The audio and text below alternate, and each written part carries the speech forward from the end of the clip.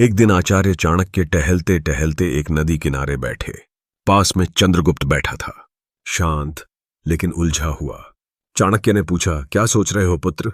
चंद्रगुप्त बोला, गुरुदेव, क्या हर बात दिल में रखना ठीक होता है? कभी कभी लगता है अगर सब कुछ कह दूं तो हल्का हो जाऊंगा। आचार्य मुस्कुराए और बोले, पुत्र, यही सोच सबसे बड़ा धोखा है। यह संसार उन लोगों को सबसे ज्यादा तोड़ता है जो दिल साफ रखते हैं पर जुबान ढीली, जो हर बात, हर भावना, हर योजना, हर दुख बिना सोचे सामने वाले को बता देते हैं। याद रखो, जैसे एक तिजोरी में धन बंद रहता है, वैसे ही कुछ बातें दिल में रखना ही समझदारी होती है तो जीवन धन्य हो जाता है।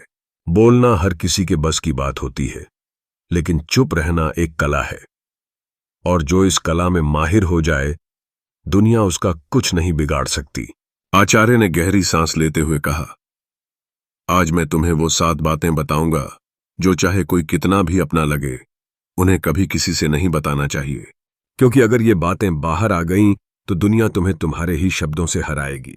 तो चलो, मैं तुम्हें बताता हूं वो 7 गुप्त बातें जिन्हें अगर तुमने छुपा लिया तो जिंदगी में परेशानी दूर दूर तक भटकती भी नजर नहीं आएगी।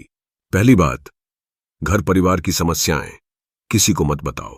आचार्य चाणक्य ने कहा, जीवन की सबसे पहली नीति यही है कि अपने घर की परेशानियां कभी भी बाहर वालों को मत बताओ। चाहे झगड़ा हो, मतभेद हो या कोई निजी तकलीफ, उसे घर के बाहर जाहिर मत करो। एक बार एक शिष्य रोता हुआ आया और बोला, गुरुदेव, मेरे घर में झगड़ा हुआ। पिताजी मां पर चिल्ला रहे थे और भाई गुस्से में घर छोड़ गया। मैंने ये बात अपने दोस्तों को बता दी।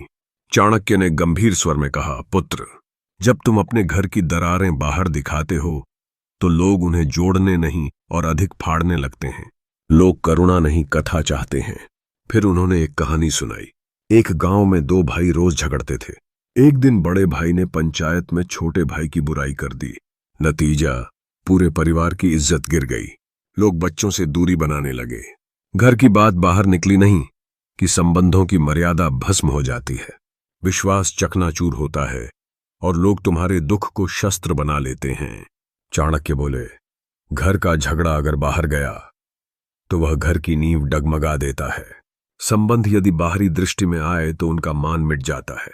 इसलिए चाहे हालात कितने भी बिगड़े, अपने घर की बातों को केवल अपनों तक ही सीमित रखो, क्योंकि बाहर की दुनिया मरहम नहीं, व्रण पर लवण छिड़कती है।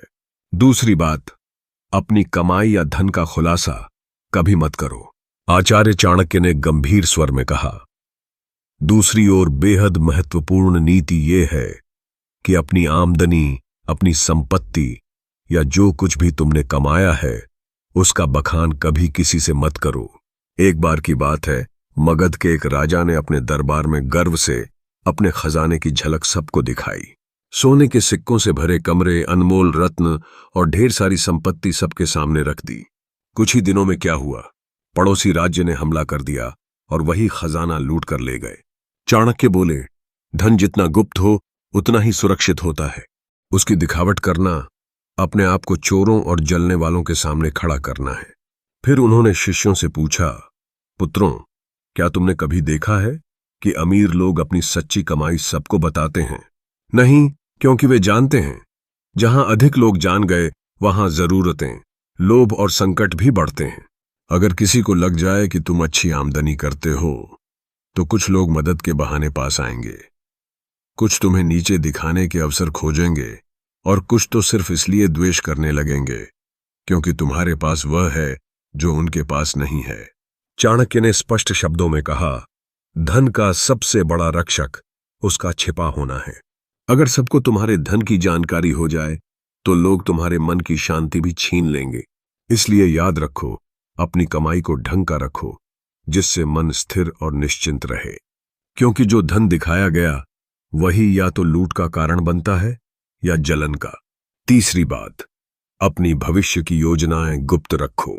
आचार्य चाणक्य ने तीसरी नीति बताते हुए कहा, पुत्रों, जब तक कोई योजना पूरी ना हो जाए उसे अपने मन के अंदर ही रहने दो। जो लोग अपने हर कदम की घोषणा पहले कर देते हैं वो अक्सर मंजिल तक पहुंचने से पहले ही रास्ता खो देते हैं।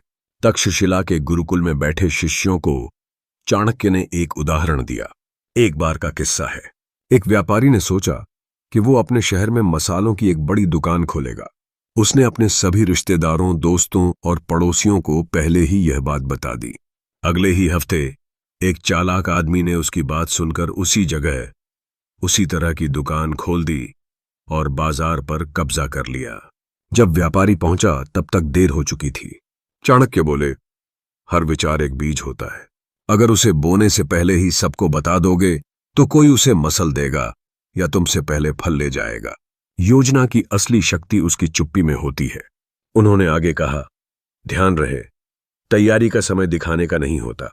काम पूरा होने के बाद ही बोलना चाहिए। जब तक सफर चल रहा हो तब तक चुप रहो। तुम्हारा इरादा, दिशा और अगला कदम, ये सब तुम्हारे अपने होते हैं। इन्हें सबके सामने लाकर तुम बेवजह का बोझ और आलोचना अपने सिर ले लेते हो। आज की दुनिया में भी यही नीति लागू होती है। कोई नया काम शुरू करना है, कोई योजना मन में है, व्यापार शुरू करना है या नौकरी बदलनी है, तब तक किसी से मत कहो जब तक वह काम पूरा ना हो जाए, क्योंकि ये दुनिया ना तो योजना की रक्षा करेगी ना ही असफलता की जिम्मेदारी उठाएगी। चौथी बात, अपनी कमजोरियां किसी को मत बताओ। आचार्य चाणक्य ने गंभीर स्वर में कहा, पुत्रों, जिस दिन तुमने अपनी कमजोरी किसी और को बताई उसी दिन तुमने हार की पहली सीढ़ी चढ़ ली। तक्षशिला के गुरुकुल में एक दिन एक शिष्य ने पूछा, गुरुदेव, अगर हम किसी अपने को अपनी पीड़ा, डर या कमजोरी बता दें तो क्या वो हमें समझेगा नहीं? चाणक्य मुस्कुराए और बोले, अपने अक्सर तब तक साथ होते हैं जब तक तुम्हारी ताकत उन्हें फायदा देती है, लेकिन जैसे ही तुम्हारी कमजोरी सामने आती है वही लोग या तो दूर हो जाते हैं या पीठ पीछे वार करते हैं। उन्होंने एक कहानी सुनाई। एक योद्धा था जो तीरों से डरता था। उसने अपने सबसे करीबी साथी से कहा, अगर युद्ध में तीर चलने लगे तो मुझे पीछे कर देना, मुझे डर लगता है।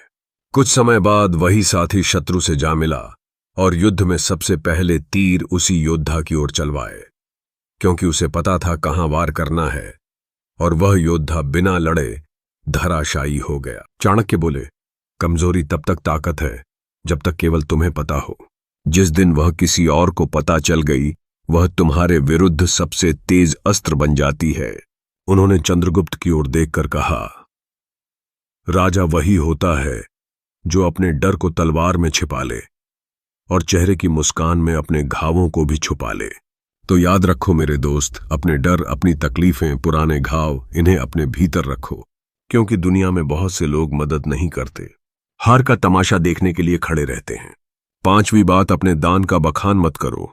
आचार्य चाणक्य मुस्कुराए और बोले, पुत्रों, जो दान जुबान से बोला जाए वह पुण्य नहीं, अहंकार का प्रदर्शन होता है। गुरुकुल में बैठे शिष्यों ने प्रश्न किया, गुरुदेव, अगर हमने किसी गरीब की मदद की, किसी भूखे को भोजन दिया या किसी छात्र को शिक्षा के लिए सहायता दी, तो क्या यह बताना गलत है? चाणक्य ने शांत स्वर में कहा, जब तुम दान करते हो और फिर उसी का प्रचार करते हो तो वह मदद नहीं रह जाती, वह तुम्हारे घमंड को बढ़ाने का तरीका बन जाती है। उन्होंने चंद्रगुप्त को संबोधित करते हुए कहा, एक बार एक राजा ने दरबार में घोषणा की, मैंने इस वर्ष 100 गायें ब्राह्मणों को दान दी है।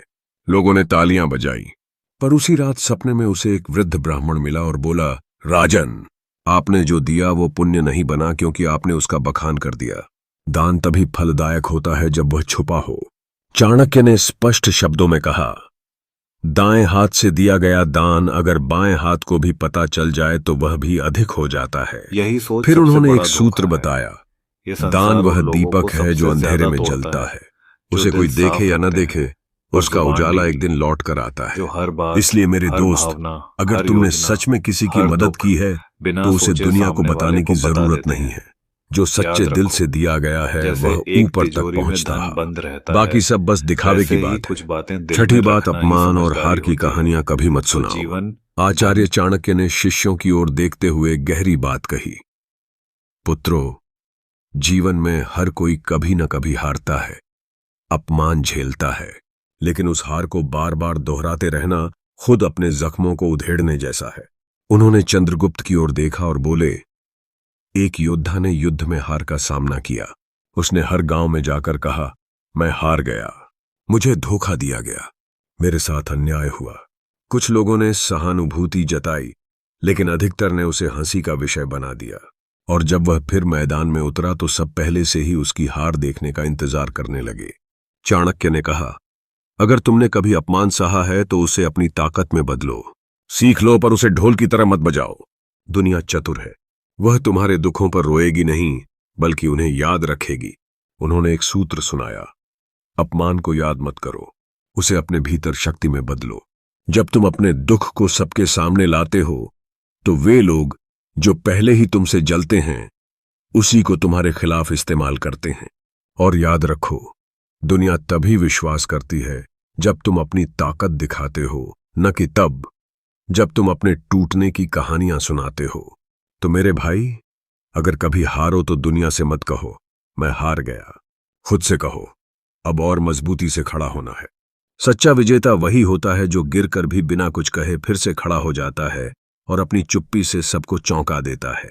7वीं बार अपनी भावनाएं जैसे क्रोध, मोह या पीड़ा कभी किसी के सामने मत। आचार्य चाणक्य ने सभी शिष्यों की ओर देखा और गंभीर स्वर में बोले, मनुष्य का सबसे बड़ा रहस्य उसका मन होता है, और जो हर किसी के सामने अपना मन खोल देता है वह सबसे पहले टूटता है। उन्होंने कहा, जब तुम रोते हो, क्रोधित होते हो या मोह में फंसते हो और इन्हें दूसरों से साझा करते हो तो लोग सहानुभूति नहीं, गणना करते हैं। वे सोचते हैं कि तुम्हारी कमजोरी कहाँ है और कैसे तुम्हें वहीं से तोड़ा जा सकता है। अगर तुमने किसी से कहा कि तुम किससे नाराज हो तो वो बात तुम्हारे शत्रुओं तक पहुंच सकती है। अगर तुमने किसी को बताया कि तुम किससे मोह रखते हो, वही लोग उस मोह को तोड़ने की कोशिश करेंगे। और अगर तुमने अपनी पीड़ा जाहिर की तो लोग उसका हल नहीं, फायदा सोचेंगे। फिर चाणक्य ने समझाया, भावनाएं भी उसी तरह होती हैं जैसे धन, जो सबके सामने आ जाए उसका मूल्य घट जाता है, पर जो भीतर सहेज ली जाए वही ताकत बनती है। उन्होंने चंद्रगुप्त से कहा, राजा वही होता है जो भीतर आग बनकर जले लेकिन बाहर से ठंडी छाया की तरह दिखाई दे। जिसे दुनिया न समझ सके वही सबसे मजबूत होता है। अपने मन की बात केवल उसी से कहो जो वास्तव में निस्वार्थ हो, बाकी सबके सामने बस मुस्कुराओ और मौन रहो।